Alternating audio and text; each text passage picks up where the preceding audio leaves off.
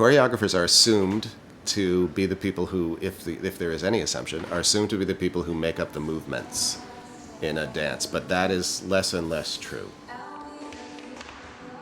Now it seems that you can say, without being contradicted by too many people, a choreographer organizes the ideas in a piece and the mode of expression in an artwork. And very often, not in my case, but very often around the world now, choreographers generate situations in which dancers create the movements.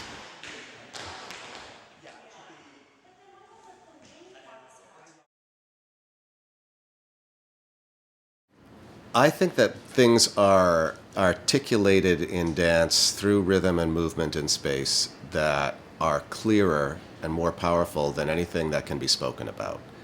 And it seemed to me that rhythm in particular was something I observed that people are communicating through all the time, but not necessarily with awareness of it. For instance, the duet that we had, Jeff and I do, which has become well known, in which we wear Velcro suits. Velcro is a very practical, mundane item that everybody uses every day, but I wanted to use it to show how people need to stick to each other in order to rip apart. And then I made the Velcro into a rhythmic score. If you have a dance company, there's an assumption that you do many, many things. That there's an assumption that you will teach, that you choreograph, that you perform, that you produce, that you fundraise, that you provide your own administrative structure, whatever that is. There have been changes in the amount of funding available to nonprofit dance companies.